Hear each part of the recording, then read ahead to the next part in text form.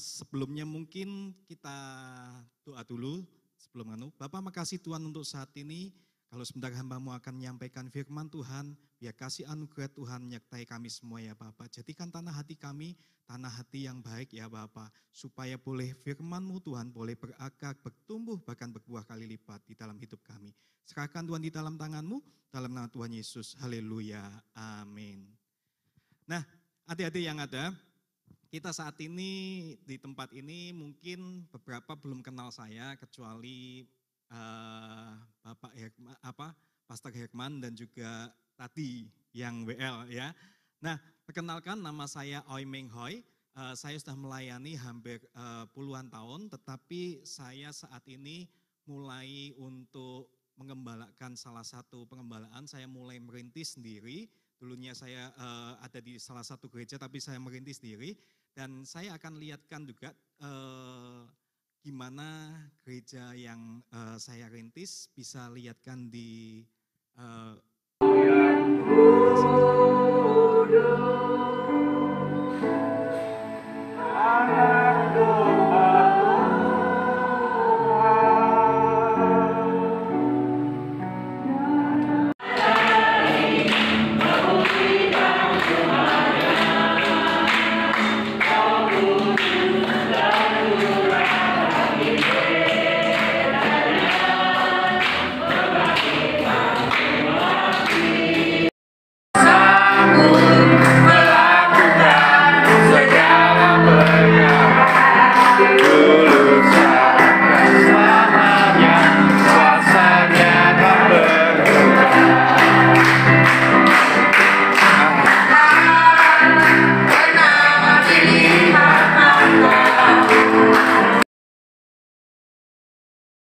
Kami baru 1 tahun ini, baru beberapa minggu kemarin kami berusia 1 tahun. Nah tapi doakan untuk kami tetap bertumbuh. Dulu saya pelayanan youth pastor, tapi saat ini saya dipercayakan kebanyakan oma-oma. Tetapi hati saya tetap masih muda, amin. Nah kita akan lihat sama-sama di sini. Sebelumnya kita akan lihat tema saat ini adalah tentang apa? Tema saat ini adalah syap, tajam. Kita bisa lihat dulu di dalam temanya, kita akan lihat di dalam Pengkhotbah pasal yang ke-10, ayat yang ke-10. Jika besi menjadi tumpul dan tidak diasah, maka orang harus memperbesar tenaga. Tetapi yang terpenting untuk berhasil adalah hikmat. Nah, saat ini pada waktu saya diberikan oleh Pastor Herman tentang tema ini, kita tahu bahwa kata tumpul di sini kita mengacu kepada yang namanya kebodohan. Karena kita lihat juga konteksnya adalah pada waktu di konteks awalnya dikatakan adalah akibat-akibat kebodohan. Tetapi saat ini kita sebagai generasi muda, kita tidak boleh tumpul atau kita tidak boleh bodoh. Kita itu harus syap atau kita harus tajam. Dan saya percaya syap di sini bukan syap atau mungkin tajamnya bukan tajam bicara tentang mulut yang tajam atau apa, tetapi tajam di sini bicara tentang bagaimana kita itu mempunyai hikmat dan kita itu pandai. Amin. Nah, tetapi saya tahu saya ini adalah yang terakhir ya, minggu yang terakhir untuk membahas tentang syap atau tajam ini sendiri. Dan saya lihat kemarin sudah dibahas dengan baik, dengan lengkap oleh Pastor Herman dan juga Pastor Devin kemarin. Nah, saya akan lihatkan ke Anda semua, kita semua, bahwa tajam itu bicara tentang kita itu harus pandai di dalam sesuatu. Tetapi ada satu hal lagi, bukan cuma sekedar tajam atau pandai. Ada satu hal lagi yang harus kita lakukan. Selain tajam, itu hampir sama dengan yang namanya kita harus yang namanya excellent. Tajam itu juga sama dengan yang namanya excellent. Bahkan mungkin bisa dikatakan excellent ini lebih dari sekedar yang namanya tajam. Nah, kita akan lihat definisi excellent itu apa. Bisa tampilkan di layar. Definisi excellent atau to excel itu keluar dari standar yang telah diberikan, standar yang biasa-biasa, rata-rata, keluar dan bergerak melampaui standar yang ada. Jadi saat ini kita anak-anak muda, kita youth di tempat ini, kita harus tajam itu lebih daripada yang namanya standar yang ada. Dan di situ juga dikatakan menurut American Heritage Dictionary itu didefinisikan itu sebagai excellent atau tajam itu sebagai luar biasa. Jadi teladan, terbaik, unggul sekali, kecemerlangan, kecerdasan, best quality atau kualitas yang terbaik. Jadi Tuhan menginginkan kita tidak bodoh, tetapi kita tajam dan excellent di dalam kehidupan kita. Nah, kalau kita juga tahu, excellent itu juga diartikan sebagai unggul di dalam kualitas. Kualitas tidak pernah terjadi karena kesempatan, namun selalu hasil dari sebuah usaha yang keras. Apapun saat ini pekerjaan kita, apapun yang kita lakukan, studi kita, kuliah kita, pekerjaan, jadilah yang terbaik, jadilah excellent. Amin. Nah, mari kita sama-sama mau melihat di dalam yang namanya 2 Tawarik 9 ayat 1-8. Di pengkhotbah ini dikatakan bahwa kita itu tidak boleh tumpul, tapi kita harus diasah untuk jadi tajam. Dan kita yang terpenting adalah di dalam kehidupan kita itu adalah hikmat. Dan kita tahu salah seorang yang dikatakan di Alkitab yang mempunyai hikmat itu adalah yang namanya Salomo.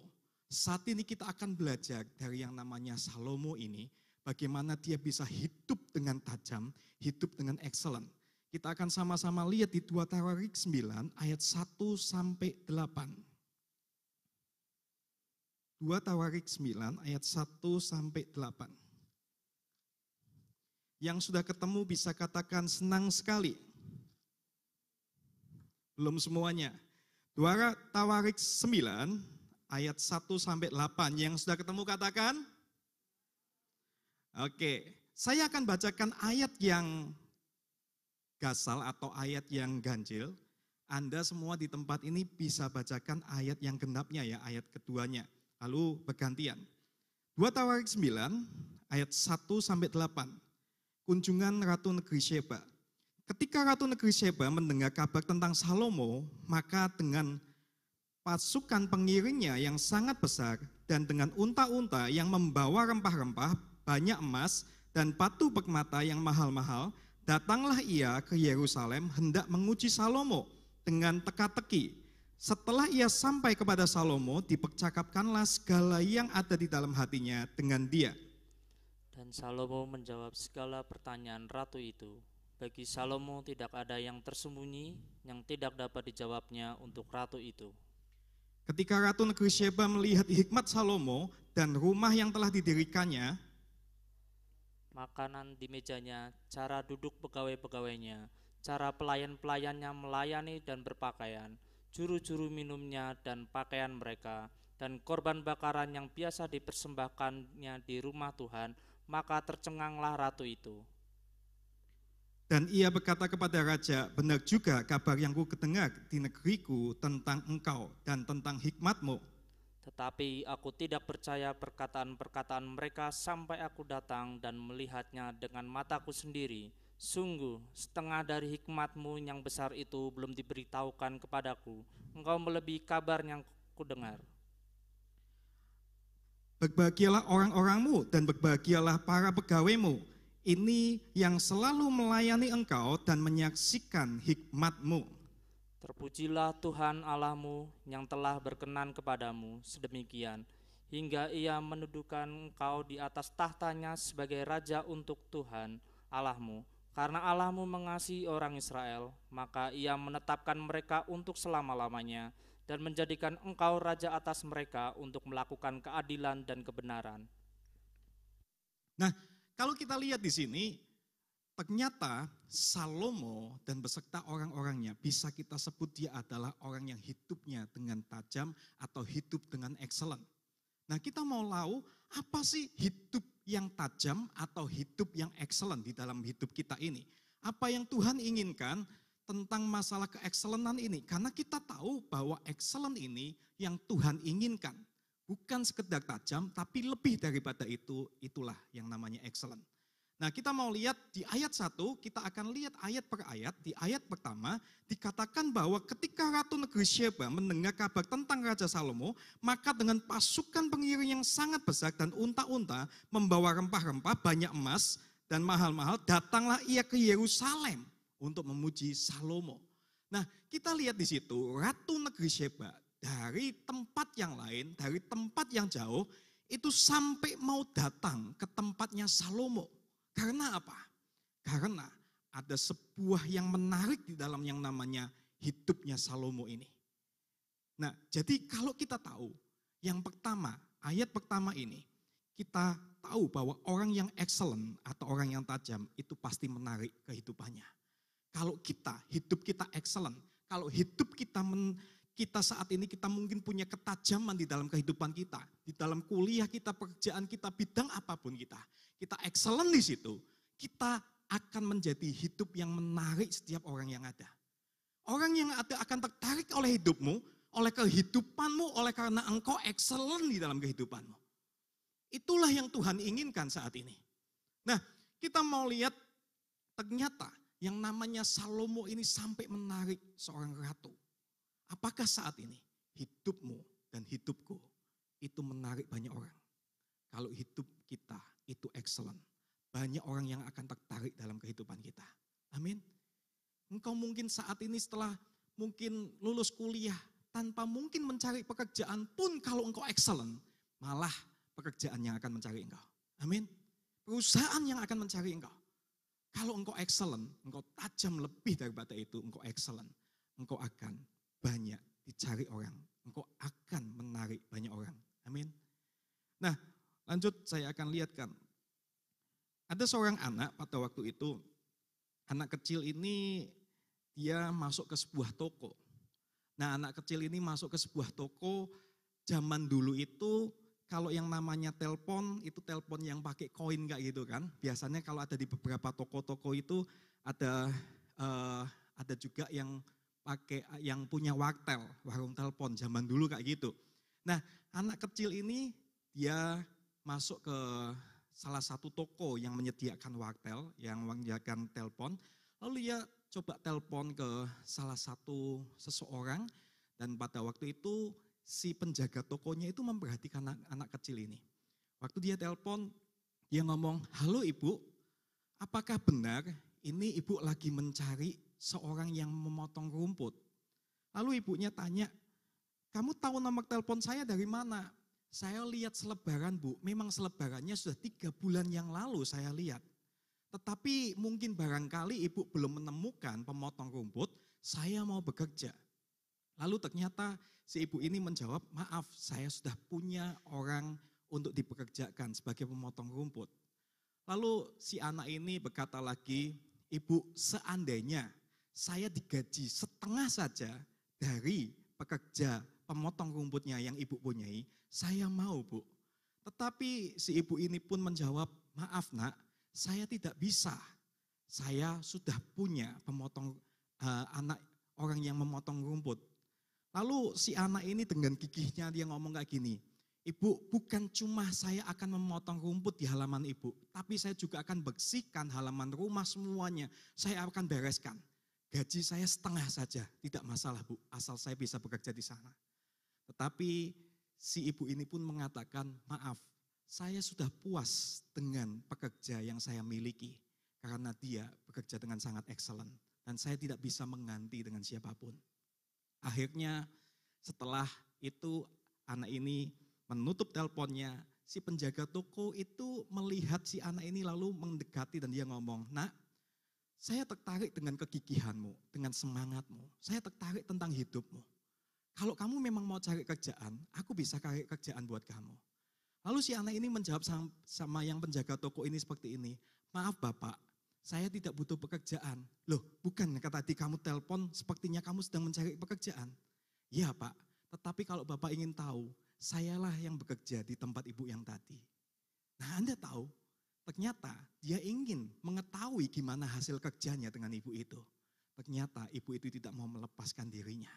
Dan dia tahu ternyata hidupnya sudah excellent sampai dia itu membuat seorang bosnya itu tertarik dan tidak mau melepaskannya. Nah, apakah saat ini hidup kita excellent di hadapan Tuhan? Excellent di hadapan semuanya. Kalau kita excellent, sudah pasti kita akan menarik banyak orang. Amin. Katakan kanan kirinya, kamu harus excellent. Nah, ayat yang kedua, kita mau lihat ayat yang kedua.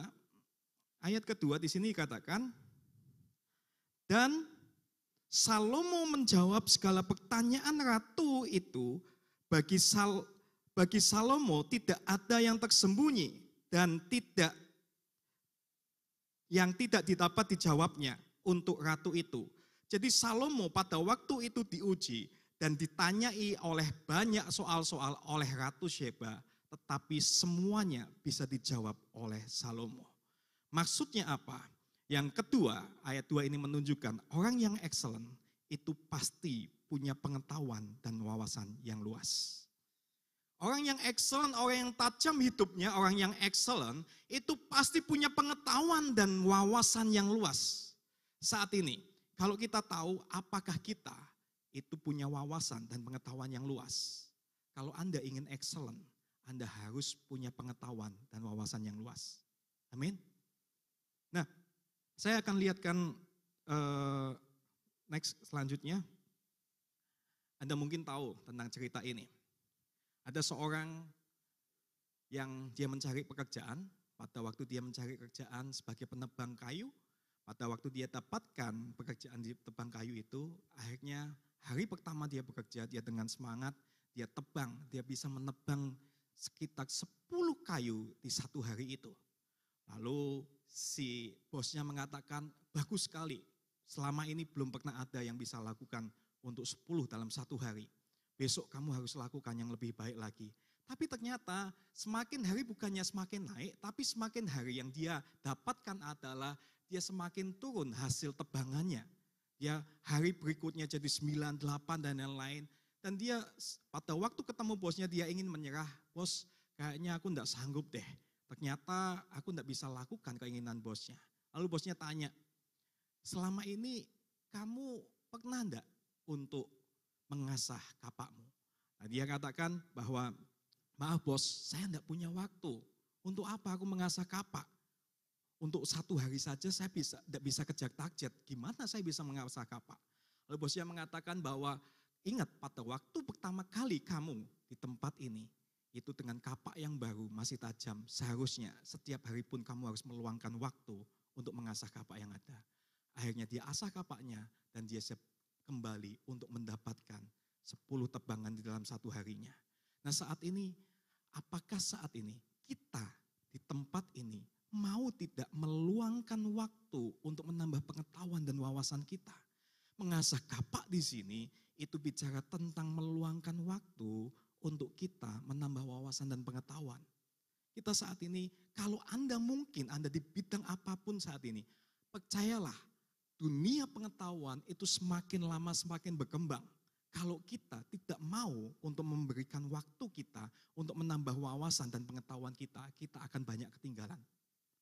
Kita tahu handphone aja itu ada banyak hal fitur-fitur yang semakin lama semakin canggih. Kalau kita tidak bisa mengikuti perkembangan zaman dengan kita meluangkan waktu menajamkan hidup kita, kita tidak akan bisa menjadi orang yang excellent.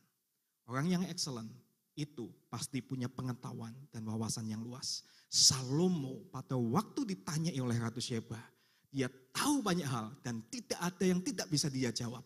Semuanya dia bisa jawab. Saya percaya Salomo itu juga meluangkan waktu untuk mengasah kapaknya. Salomo meluangkan waktu untuk menambah pengetahuan dan wawasan di dalam kehidupannya.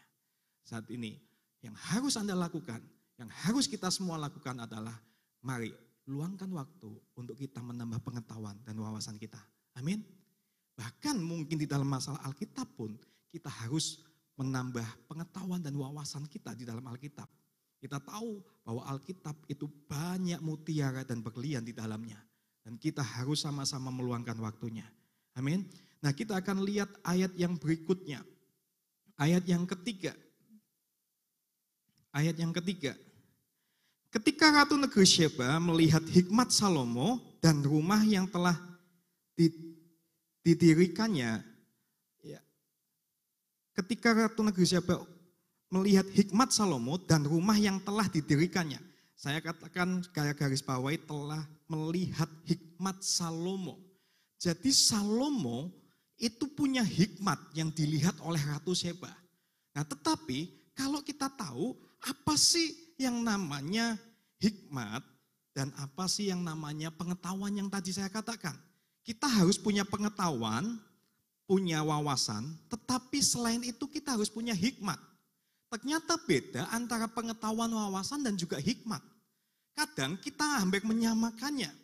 Tetapi saya akan menceritakan sesuatu. Lanjut. Ada seorang jenderal. Jenderal ini sangat pandai main yang namanya catur. Tetapi pada waktu itu jenderal ini diutus untuk melakukan yang namanya peperangan. Waktu dia akan berperang, ternyata dia melewati sebuah gubuk.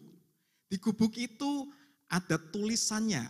Tulisannya adalah pecatur terbaik di dunia. Sang jenderal ini sebelum perang itu sempat melihat itu dan dia agak gimana hatinya dan dia ngomong, masa sih ada yang lebih baik dari aku? Lalu dia akhirnya sebelum perang itu dia coba luangkan waktunya untuk ke tempat gubuk itu dan dia tantang. Ternyata di situ ada satu orang tua dan dia tantang main catur. Dan pada waktu main catur itu 3 kali ternyata sang jenderal ini menang. Lalu sang jenderal ini ngomong, Bapak berarti saat ini Bapak tidak boleh menyandang pecatur yang terbaik.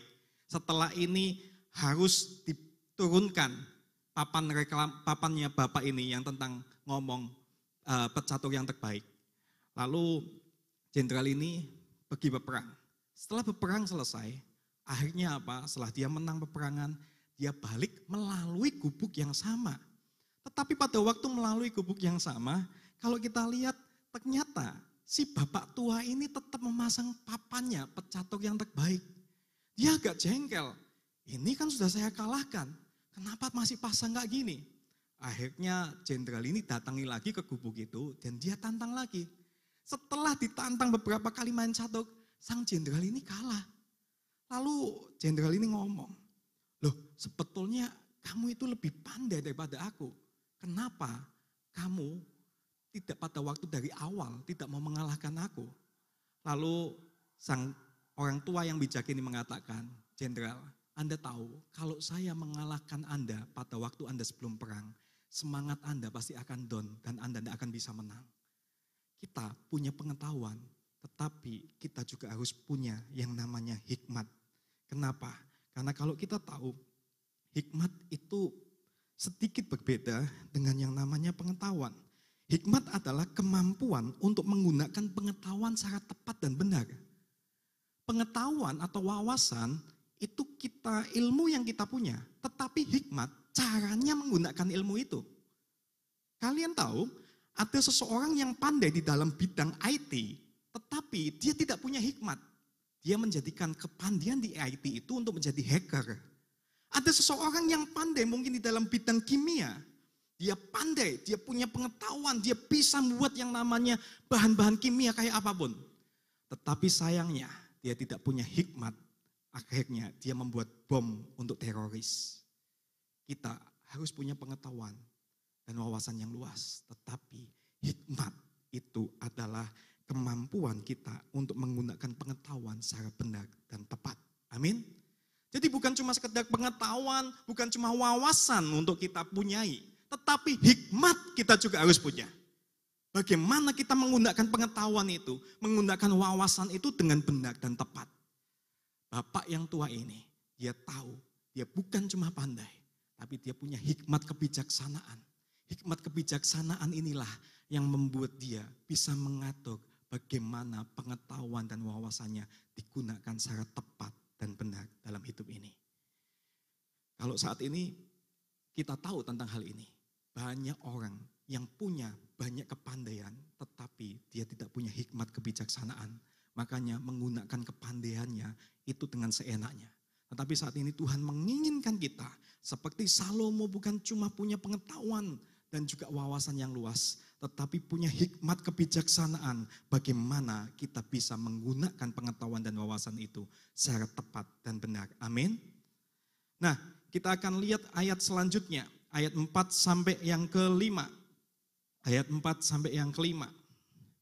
Makanan di mejanya, cara duduk pegawai-pegawainya, cara pelayan-pelayannya melayani dan berpakaian, juru-juru minumannya dan pakaian mereka dan korban-korban bakaran yang biasa dipersembahkannya di rumah Tuhan. Maka tercenganglah ratu itu dan ia berkata kepada raja, benar juga kabar yang kudengar di negeriku tentang engkau dan tentang hikmatmu. Maksudnya apa?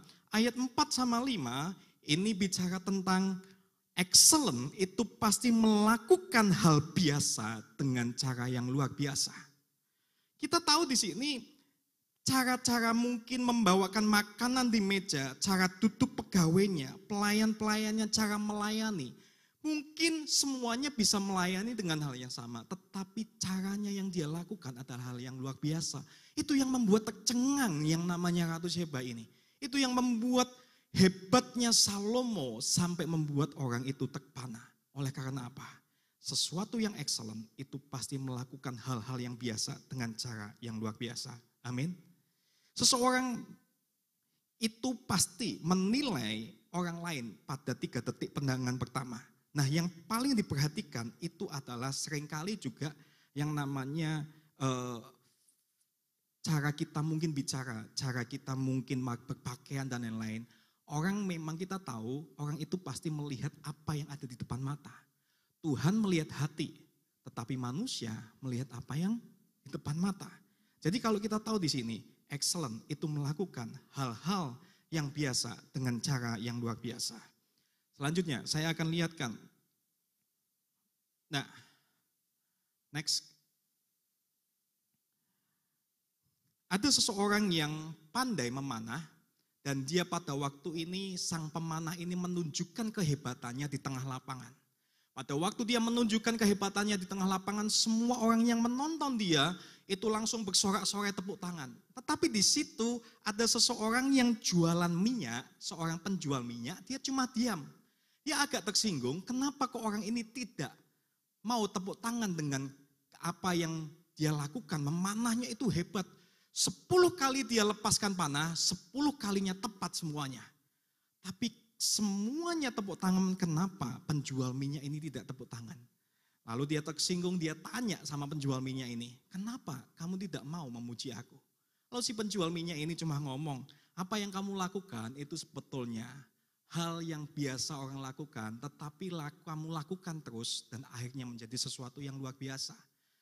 Lalu sang penjual minyak ini, dia mengambil yang namanya 1 kendi, dan dia setelah dia mengambil kendi, dia mengambil uang koin yang tengahnya lubang. Pada waktu zaman dulu itu banyak uang koin yang tengahnya lubang.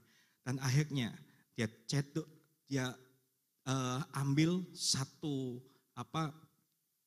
dia ambil 1 jerigen yang namanya minyak yang ada. Dari atas dia naik agak berdiri ke atas gini. Dia langsung turunkan itu, diteteskan itu, dan dia masukkan yang namanya minyak itu, menetes masuk ke kendi itu, melewati koin yang di tengahnya bolong kecil. Dan setelah itu, dia ambil koin dan dia lihatkan kepada yang pemanah itu. Tidak ada 1 tetes pun yang kena daripada minyak itu. Semuanya melewati tengah koin itu. Dan semua orang terkagum dan dia tahu. Kita tahu bahwa ternyata segala sesuatu yang kalau kita lakukan dengan hal-hal yang luar biasa, itu akan jadi sebuah yang namanya excellent. Amin. Nah, apakah kalau kita tahu ada banyak hal yang kalau saat ini kita bisa lakukan di dalam hal-hal kecil pun, tetapi kalau kita lakukan secara luar biasa, itu kita bisa melakukannya dengan cara yang namanya excellent. Amin. Nah, ada hal yang mungkin kita tahu, bahwa Tuhan itu ternyata menginginkan setiap kita melakukan dengan cara-cara yang luar biasa di dalam kehidupan ini. Bagaimana mungkin cara kita mungkin pada waktu mungkin jadi usher, jadi penerima tamu, jadi apa. Mungkin kita hal yang simple, kita lebih senyum, lebih mungkin bersemangat dan lain-lain. Itu hal-hal yang simple, tapi kalian lakukan dengan cara yang luar biasa. Itulah yang namanya excellent. Amin. Nah, kita akan lihat ayat yang ke-6. Ayat yang ke-6. Yang selanjutnya, ayat ke-6. Tetapi aku tidak percaya perkataan-perkataan mereka sampai aku datang dan melihatnya. Dengan mataku sendiri, sungguh setengah dari hikmatmu yang besar itu belum diberitahukan kepadaku. Engkau melebihi kabar yang kudengar. Nah, di sini dikatakan engkau melebihi kabar yang kudengar. Excellent, ayat yang ke-6 ini. Melakukan lebih daripada ekspektasi yang seharusnya. Melebihi yang kudengar, ternyata yang namanya Salomo itu melakukan yang lebih daripada yang ekspektasinya Ratu Sheba ini. Kalau kita menjadi orang excellent, pasti kita bisa melakukan yang lebih. Makanya excellent itu lebih dari yang namanya standar yang ada. Lanjut, ada seorang anak kembar. Nah, anak kembar ini dia sama papahnya. Ternyata kita sebut aja namanya Andi dan Buti. Si Andi ini agak gimana sama Buti. Si Andi ini agak mungkin iri hati sama Buti. Karena dia merasa bahwa kok papa lebih sayang sama Buti. Apa-apa papa percayain sama Buti. Kalau apa-apa semua sama Buti. Lalu si Andi ngomong sama papahnya, "Pah, kenapa kalau segala sesuatunya? Kan kita sama, Pah, kita sama kembar. Kenapa Buti kalau dipercayain mau pergi apa-apa semua kunci yang dipercayain sama Buti?" Lalu si papahnya ngomong gini, "Oke Andi, kenapa papa memilih dia?"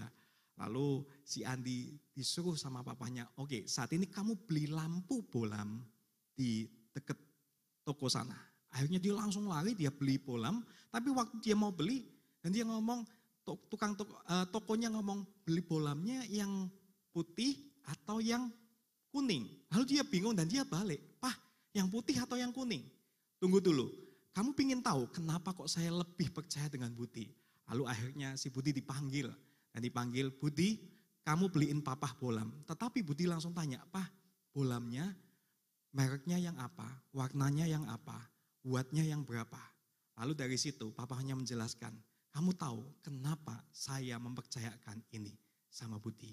Karena dia melakukan lebih dari ekspektasi yang ada, lebih dari standar yang ada." Terkadang kalau kita ingin tahu excellent, kita bisa excellent kalau kita bisa melakukan lebih dari yang namanya standar. Amin. Ya. Nah, kita lihat ayat yang selanjutnya.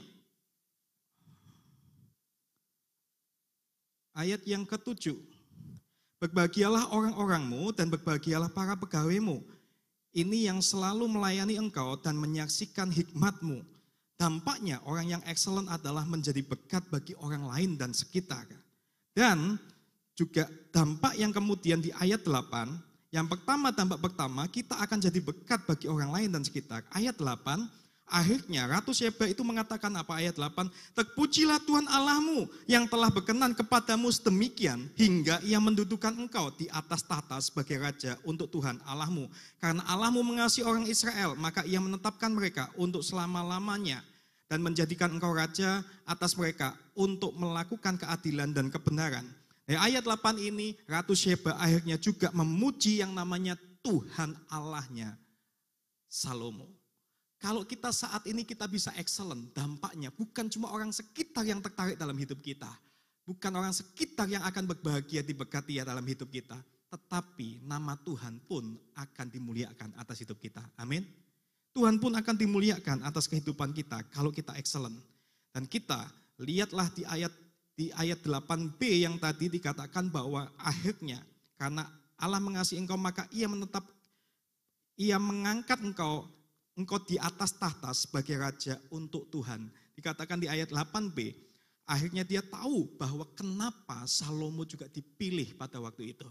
Karena kalau kita tahu orang yang excellent itu pasti akan mendapatkan promosi dan juga yang namanya kesuksesan. Amin. Nah, lanjut next. Ada seseorang yang pada waktu itu ada seorang pria dan wanita, dia datang ke sebuah hotel. Pada waktu dia datang ke sebuah hotel itu, dia ingin mencari satu kamar dan dia ngomong, dia ketemu sama pegawai hotel itu, "Pak, saya sudah cari di hotel di tempat ini tidak ada. Bisakah Bapak berikan kami satu kamar untuk kami? karena di luar sana hujan badai. Tetapi sang pegawai ini mengatakan, maaf Pak, semua kamar ini memang semuanya penuh.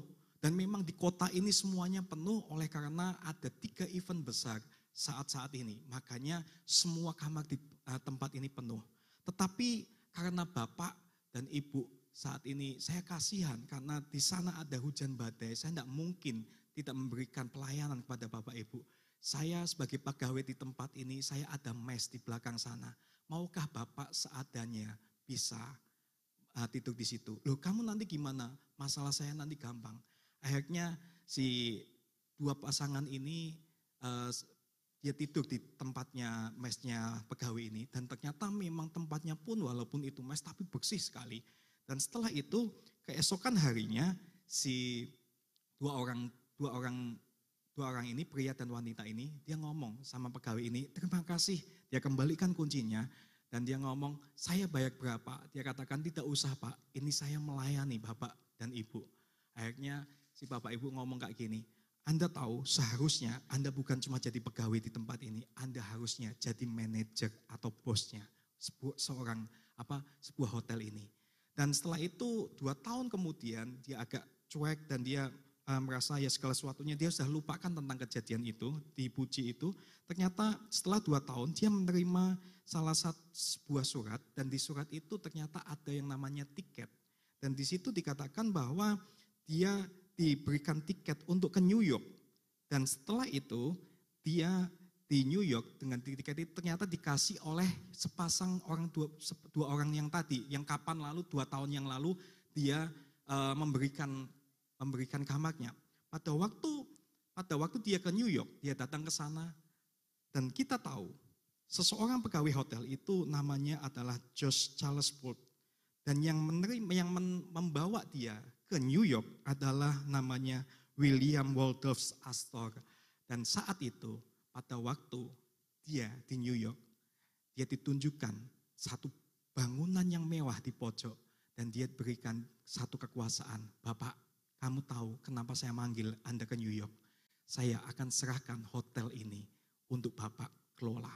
Next. Dan akhirnya kita tahu ada sebuah hotel yang mewah pada waktu zaman itu. Dan diserahkan kepada Josh Charles Bolt ini. Oleh karena dia melayani dengan excellent, dengan baik.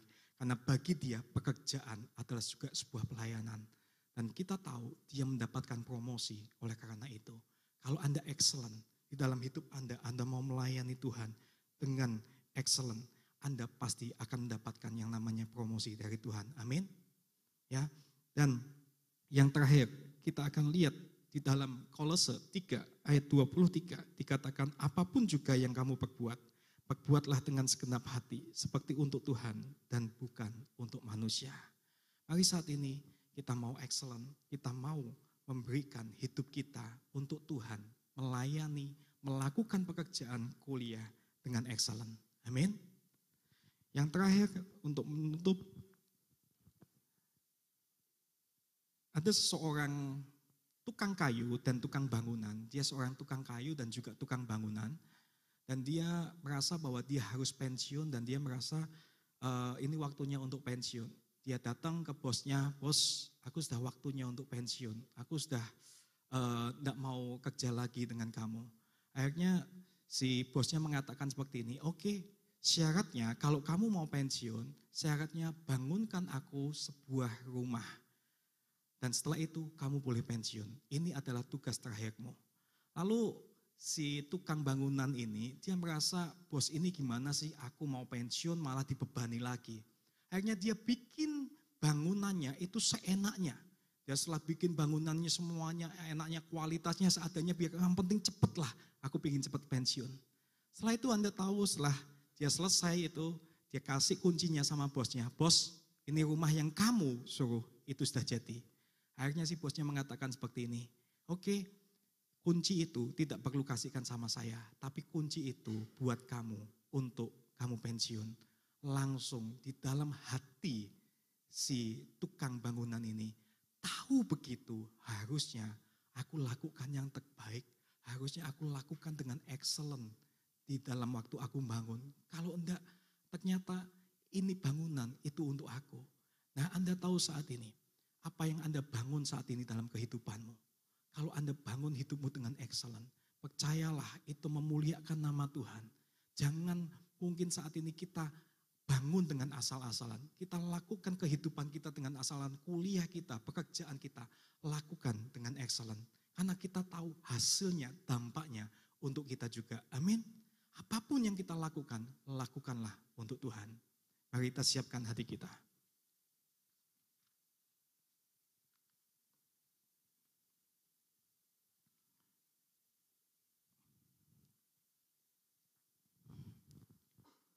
Bapak, makasih Tuhan untuk saat ini ya Bapak.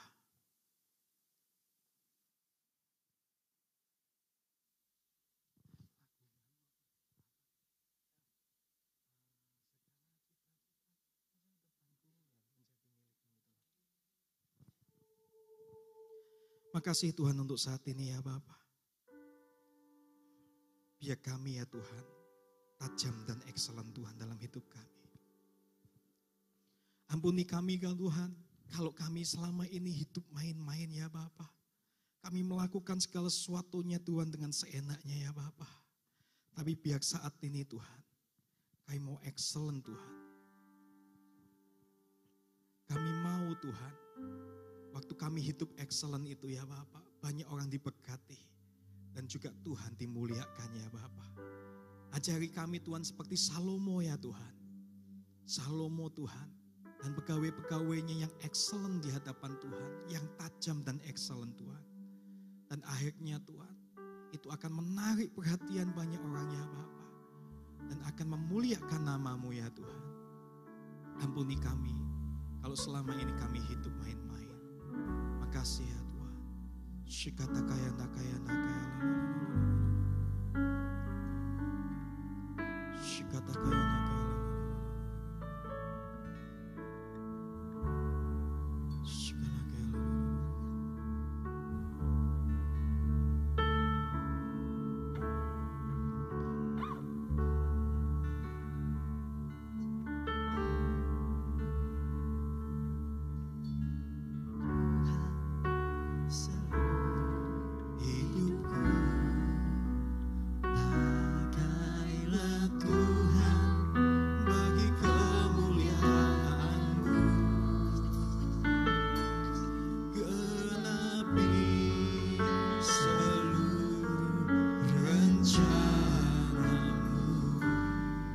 Sampai bumi